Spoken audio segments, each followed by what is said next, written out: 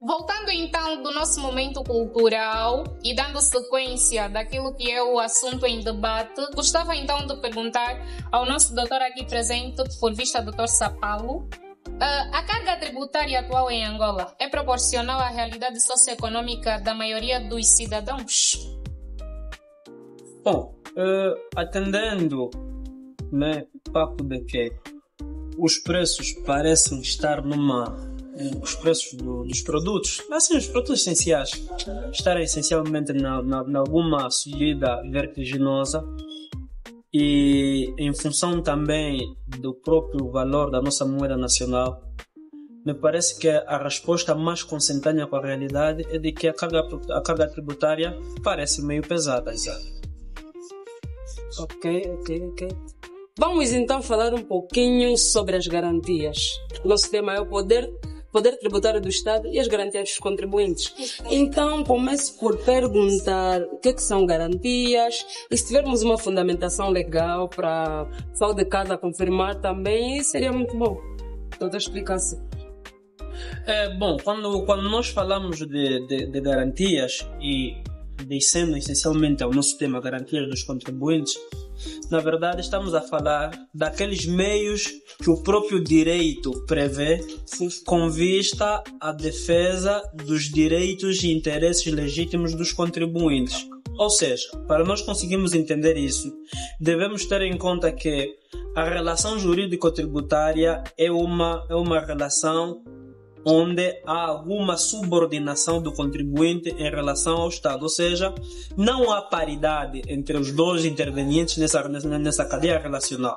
Portanto, o Estado atua com o seu poder de autoridade, o seu ius imperi, e naturalmente o sujeito passivo, o contribuinte, está subordinado a isso.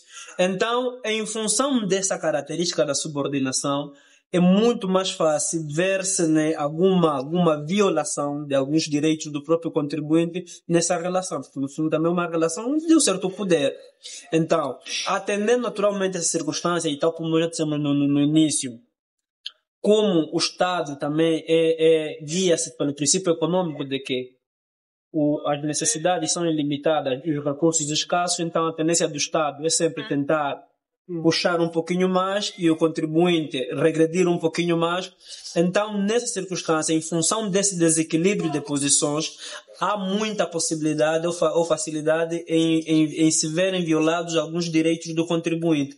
Então, em função disso, o próprio direito então prevê alguns meios ou mecanismos de o contribuinte poder defender os seus direitos e os seus interesses no âmbito dessa relação jurídico-tributária.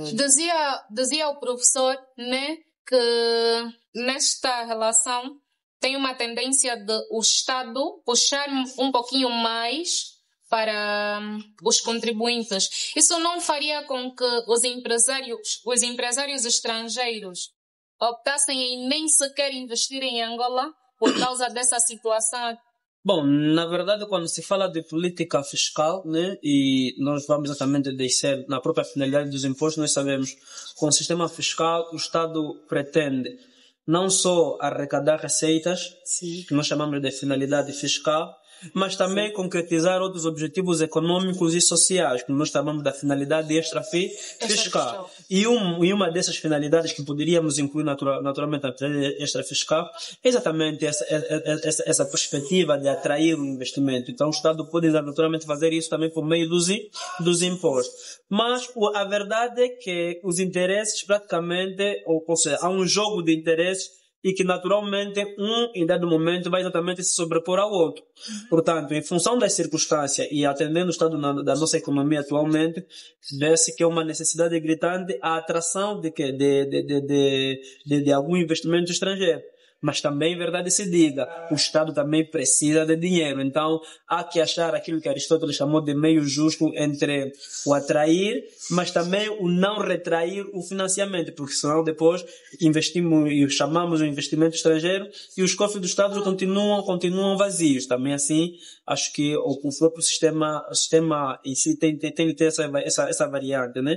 Portanto, tentar reequilibrar entre o atrair, mas também o atrair recursos. E nesta mesma senda, né, gostávamos de saber então o que são garantias impugnatórias e não impugnatórias. Bom, como nós íamos dizendo, a questão das garantias tem exatamente que ver com o próprio direito prever alguns meios com os quais os contribuintes podem lidar com vista naturalmente à garantia ou com vista à manutenção ou pelo menos à ressurreição de um direito seu que terá eventualmente sido pisoteado e um direito que terá sido naturalmente violado pela outra parte, no caso o Estado. Ora bem, para nós entendermos naturalmente essa questão da classificação das garantias, nós devemos ter em conta que as garantias, enquanto está no âmbito geral, podem ser divididas em dois grandes grupos. Sim. Algumas que têm uma perspectiva essencialmente preventiva e outras que têm como que uma perspectiva essencialmente repressiva. Ou seja, algumas visam exatamente a cautelar que o Estado não viole um direito ou um interesse legítimo e outras têm naturalmente como perspectiva o quê? Atacar um ato do Estado que viole um determinado direito ou um interesse legítimo. Portanto, em função disso, então, vamos ter de um lado as garantias impugnatórias e do outro lado as garantias não impugnatórias. Portanto, aqui o que se quer é que, numa perspectiva, o contribuinte vai acionar aquele mecanismo com vista a prevenir que o Estado viole um seu direito. Estamos a falar de Estado o quê? O Estado enquanto sujeito ativo da relação jurídico-tributária. Até para ser mais específico, vamos falar administração tributária. Para permitir que a administração tributária não viole um direito seu e, noutra circunstância, tendo sido efetivada alguma violação, então se dê a esse contribuinte a possibilidade de reintegrar esse direito violado. Então, é ali onde surgem então as garantias impugnatórias e as garantias não impugnatórias. Depois dessa classificação enquanto tal, depois é preciso vermos os órgãos que intervêm também nessa cadeia. Portanto, em algumas circunstâncias, algumas garantias efetivam-se simplesmente na relação bipartida, portanto, entre a administração tributária e o contribuinte. Aqui nós vamos exatamente falar de garantias administrativas, que anteriormente chamavam-se muito de garantias graciosas, né? Mas já alguns autores que entendem que essa conotação de graciosa tem mais ou menos alguma espécie de favor em relação a isso, mas enquanto que na relação enquanto tal não há nenhum favor que o Estado está a fazer, então prefere-se naturalmente chamar-se de garantias administrativas para dizer que os intervenientes são essencialmente órgãos da administração tributária e o próprio contribuinte. E do outro lado vamos encontrar então as garantias jurisdicionais ou então as garantias contenciosas, aquelas em que, havendo algum conflito resultante dessa relação, então um conflito entre quem? Entre a administração tributária e o contribuinte, se chama uma entidade imparcial, nesse caso o tribunal, para então vir debelar aquele conflito que oponha naturalmente essas partes. Aqui estaríamos diante das garantias então contenciosas ou garantias jurisdicionais. Sim. Alguma fundamentação legal?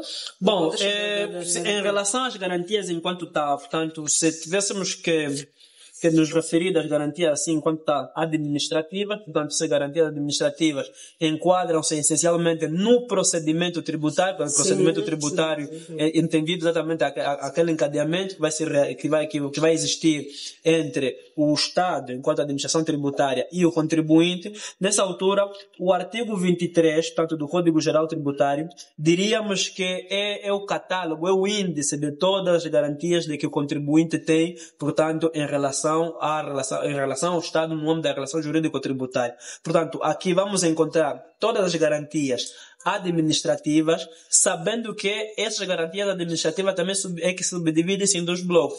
Algumas são impugnatórias e outras são não impugnatórias. Qual é o pressuposto? O pressuposto é se o contribuinte está a atacar um ato da administração, portanto, aqui ato entenda-se como decisão, portanto, a administração tomou uma decisão com a qual o contribuinte não concorde, então, em função disso, o contribuinte entende que aquela decisão viola um interesse ou um direito legítimo. Sim. Então, essas são exatamente as próprias garantias impugnatórias, mas temos também aquelas não impugnatórias, aquelas em que, tanto agindo naturalmente em termos preventivos, o contribuinte aciona aqueles mecanismos para que a administração tributária os tenha em conta no âmbito da decisão que vai ser tomada, para que não venha naturalmente a violar algum direito ou algum interesse seu. Portanto, nessa altura, o artigo 23 do Código Geral Tributário representa mais ou menos um índice das garantias do contribuinte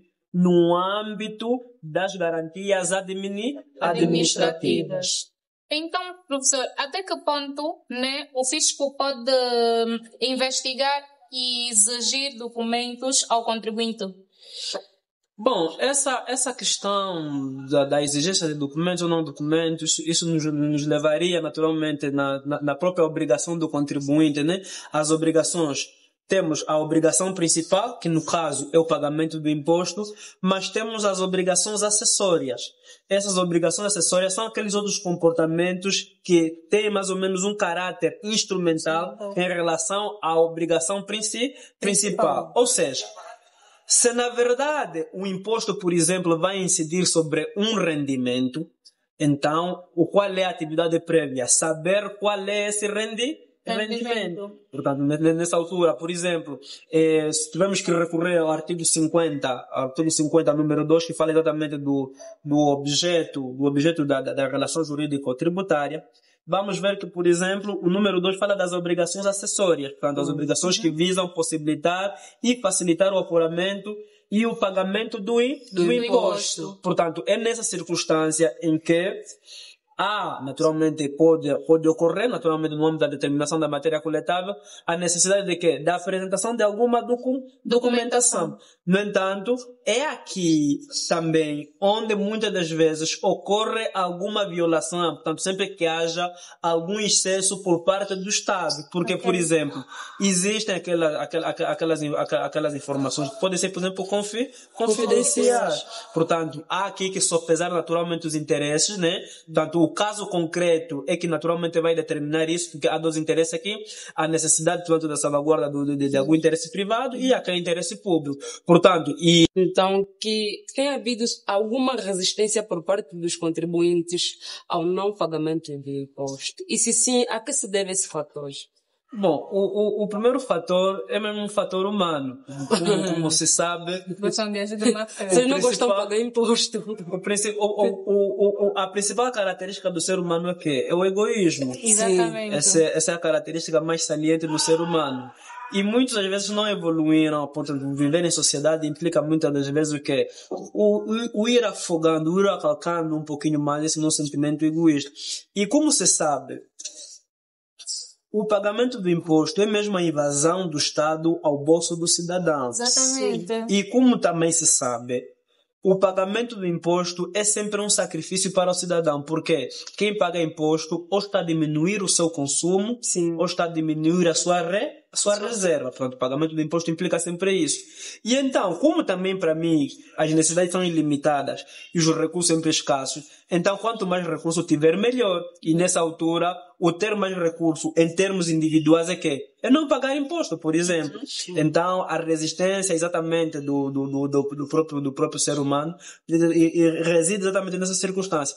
E é por causa disso que a linguagem ou a tendência atual é de se ir cada vez mais massificando e intensificando aquilo que nós tecnicamente chamamos de cidadania fiscal. Portanto, o colocar exatamente na mente do cidadão de que tendo alguma capacidade contributiva, portanto, estando no âmbito de incidência da norma, então, deve exatamente honrar com essa obrigação legal, aliás, o imposto equativo, né? Deve exatamente honrar com isso e contribuir para as despesas públicas. Portanto, a necessidade da massificação da cidadania fiscal. Aproveitando já nessa questão que o professor explicou e muito bem, que conselhos é que o professor daria para os pequenos empreendedores e trabalhadores informais para manterem-se regularizados? Bom, a questão da organização, porque se nós regressarmos um pouco, uma das principais críticas que se levantava era assim, não, nos outros países estão mais organizados, aqui faz, não tem... Mas nós esquecíamos de que quanto mais organização, aquela organização vem com algum ônus, esse tempo Se há um tempo atrás, né, a reclamação era de que praticamente eram raros os atos de tributação. Agora já conseguimos sentir o peso. Eu mesmo só tenho uma cantina, a gente está toda hora aqui, sim, tem alguma capacidade ali, deve exatamente efetivar. E sobretudo porque a configuração, o modo como está configurado o próprio direito tributário, por exemplo, já dá alguma margem, né, em relação ao contribuinte organizado versus contribuintes não organizados. Ou seja, a maneira como está configurado o direito tributário parece que para aqueles não organizados há um certo peso em relação àquele que está organizado. Portanto, isso mais uma vez nos leva mesmo naquilo que nós chamamos de cidadania fiscal. No entanto, em relação a essa questão aqui da formalização econômica, que ali a responsabilidade primária não me parece ser do cidadão. Me parece ser do próprio Estado. Portanto, o Estado é que tem exatamente que ir trabalhando nisso um pouquinho mais. Aliás, são visíveis os sinais de alteração em relação a isso, portanto, não vamos nos manter cegos. E parece que o caminho deverá exatamente ser esse. Portanto, as condições objetivas devem ser criadas pelo Estado e os contribuintes, naturalmente, vão andar em cima dessa organização. Portanto, a primeira responsabilidade é do Estado, mas também pede-se ao cidadão que colaboração.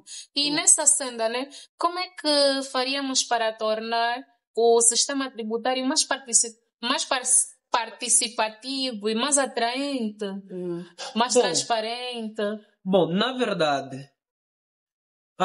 uma das principais formas de motivarmos o cidadão a pagar imposto é ver aquelas necessidades básicas satisfeitas. Sim.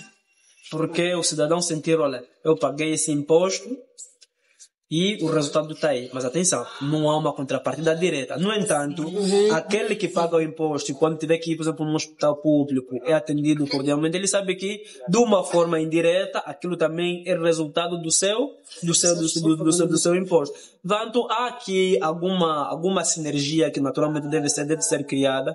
Portanto, há um esforço que deve ser feito pelo Estado, outro esforço também deve ser feito pelo cidadão. Portanto, a cultura, portanto, a massificação da cidadania fiscal é necessária, mas também algum efeito direto, tanto em função da própria configuração do Estado, é também exigível, porque é aquilo que nós chamamos de motivação. Então, é necessário que o cidadão se sinta motivado ao pagamento do imposto em função, naturalmente, das várias situações que vão... Então, doutor Sapalo, o que é que um contribuinte pode fazer quando perceber que houve excesso ou ilegalidade na atuação da administração tributária? Será que pode recorrer a alguma coisa?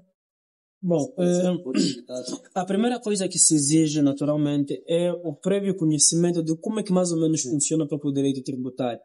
Porque mais do que às vezes esse lado repressivo, vale também o lado preventivo. Portanto, conhecer exatamente aquilo que nós chamamos de garantias não impugnatórias, no sentido de prevenir naturalmente que a administração viole o seu direito, um interesse legítimo.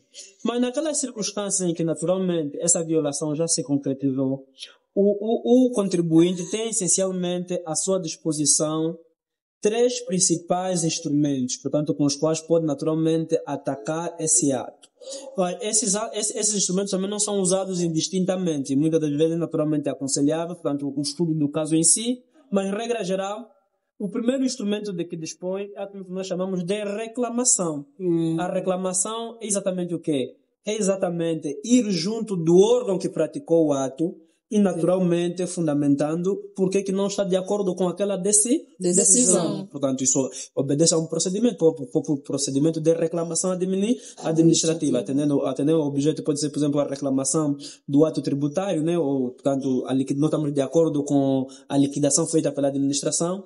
Ou então, por exemplo, a reclamação sobre a determinação da matéria coletada. Portanto, nós estamos de acordo que o imposto, por exemplo, incida sobre uma determinada situação. Portanto, esse é o primeiro mecanismo de que o contribuinte diz, portanto, junto do órgão que praticou o ato, manifestar naturalmente essa sua preocupação. Nós chamamos de reclamação. Mas temos também, ainda no âmbito administrativo, à sua disposição o recurso hierárquico. É exatamente o quê? É exatamente junto do superior do órgão que praticou aquele ato. Portanto, pedimos naturalmente que esse superior reveja naturalmente aquela decisão com o fito de ou mantê-la ou pelo menos revogá-la. Portanto, essa é uma disposição, esse é um dos mecanismos que o próprio contribuinte também tem à sua disposição. Depois tem outro que é o recurso jurisdicional, portanto, a ida ao tribunal. Portanto, já houve fases em que a relação entre esses três meios foi como que uma relação, aquilo que nós chamamos de precedência. Portanto, quer dizer que não se admitia, por exemplo, o recurso jurisdicional sem passar antes pela reclamação. Ou seja, antes de partirmos para o tribunal, tínhamos de esgotar os meios administrativos. Essa perspectiva, atualmente, no nosso ordenamento está completamente ultrapassada. Uma consequência necessária, portanto, da consagração do princípio da tutela jurisdicional efetiva, em termos do artigo 29 da Constituição. Portanto, o cidadão é livre, portanto, em acionar um mecanismo que achar que é o mais favorável, portanto, para resolver a sua situação. Só que, em termos técnicos, ainda assim, se aconselha naturalmente sempre, primeiro, o esgotamento dos meios administrativos e que, naturalmente, o recurso jurisdicional seja, naturalmente, a última ratio. Por algumas questões muito práticas. Quais são? A primeira é exatamente a questão da desburocratização dos meios administrativos em relação aos meios jurisdicionais. Portanto, quando você vai para o tribunal, portanto, as formalidades exigidas em sede jurisdicional são mais pesadas em relação às exigidas em termos administrativos. Que torna o processo mais célere. Portanto, essa aqui é outra vantagem, a própria celeridade, portanto, na tomada de decisão. Um outro elemento, e muito importante também, é o facto de que, regra geral, maior parte dos atos, portanto, a serem praticados em sede administrativa, são gratuitos. Enquanto que no tribunal você vai estar onerado com as próprias custas judiciais, vai ter que estar aí com os honorários do próprio advogado. Então, é muito mais prático e sobretudo porque também há aquelas situações que o problema às vezes poderia ser eficazmente resolvido pela administração. Então, não há como tal alguma necessidade de passar por esses meios antes de partir para o tribunal, mas em termos técnicos, aconselha-se sempre começar sempre por esses meios administrativos, portanto, a reclamação, o recurso hierárquico, antes naturalmente de se partir para aquilo que nós chamamos de recurso jurisdicional. Portanto, antes do recurso ao tribunal, que esgotemos primeiro os meios administrativos. Mas atenção, que não há obrigatoriedade para isso. Aquilo que naturalmente o contribuinte entender como sendo um mecanismo mais eficaz para, naturalmente, a salvaguarda do seu direito ou interesse, portanto, é aquele, naturalmente, que deverá ser acionado nessas circunstâncias. Bem, demos por encerrada a nossa programação. Foi muito bom. Foi um prazer tê-lo conosco, Dr. Sapalo. Esperamos vê-lo novamente nas outras fases, porque vamos mesmo chamar. Bom, na verdade eu que fico honrado pelo convite. Não sei exatamente quais foram os critérios para ser selecionado, mas ainda assim me sinto orgulhoso por isso. E poder dar alguma contribuição na construção desse vosso novo projeto, portanto me enche em conta de alegria. Enquanto tal, nós estamos suficientemente abertos em relação aos passos subsequentes, portanto sempre que puderdes, nós estamos à vossa disposição. Portanto, o conhecimento é alguma coisa que aumenta à medida que é partilhado. Portanto, aprendemos sempre alguma coisinha nisso. Então, nós estamos realmente satisfeitos por isso. E queremos vos encorajar, né? Portanto, continuem naturalmente com esse sacrifício. Talvez nessa fase não tenhamos ainda muito em conta os resultados. Sim. Mas com certeza, quanto mais espinhosa for a caminhada, maior será a recompensa em relação a isso. Então, se estiver difícil, é porque vale a pena continuar. Então, estamos juntos. E também não é só, né? Temos um presente para o professor. Produção. Temos um presente. Não é muito, mas um dia, quando estivermos lá nas Europas, nas Américas, o professor vai lembrar, não, eu fui um dos primeiros a ser chamado nessa empresa. Então, temos um presente. Só para que... Senhor professor, boa noite, desculpa. Boa noite, obrigado. Sim. Temos aqui um presente, um diploma, um certificado, né, em termos de agradecimento pelo que o professor é e pelo que o professor fez por nós. E aliás, o professor questionava há pouco tempo, não sabia quais foram os critérios que nós usamos para termos de selecionar nas primeiras sessões. A verdade é que o professor é um docente de facto, não é aqui bajulação, não. O professor é mesmo professor. O professor é alguém que inspira muita gente a esforçar-se naquilo que são os seus sonhos. O professor contribuiu muito naquilo que é a nossa caminhada acadêmica e nós queríamos com isto apresentar aquilo que é o Senhor Professor nas nossas vidas, ou seja, não ficar apenas conosco, mas também partilhar com os demais colegas a nível do direito aqui no Huambo, Angola e para o mundo. Então, é verdade que o tema não foi esgotado aqui, há muitas mais coisas que se falam, mas o tempo não compensa. Então, nas outras ocasiões, vamos sim chamar para outros temas mais. Então aqui, este é um gesto de agradecimento, do intercâmbio de inteligência, para demonstrarmos a nossa admiração mesmo pelo Sr. Professor. Muito obrigado. Ok, muito obrigado eu. Sim. É como se estivesse também a ser condecorado, né?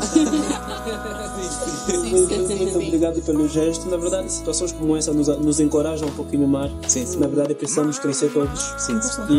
E faz naturalmente toda a diferença. Sim. Saber que o esforço está sendo feito, está a dar algum resultado, Sim. isso nos anima bastante. Então, no que depender de nós, vamos continuar a fazer esforço. E como se diz por ali, o limite é o céu. É isso. E o conhecimento não ocupa espaço. É isso. Então, é isso aí. E pros meus filhos também quero ensinar. Amor é tudo que eu posso dar, para retribuir, mamãe. Mama, quero dizer que vou me casar. A menina que eu escolhi está disposta pra me cuidar. Apesar da senhora ter sido a primeira a me amar. Nosso amor no mundo não tem ninguém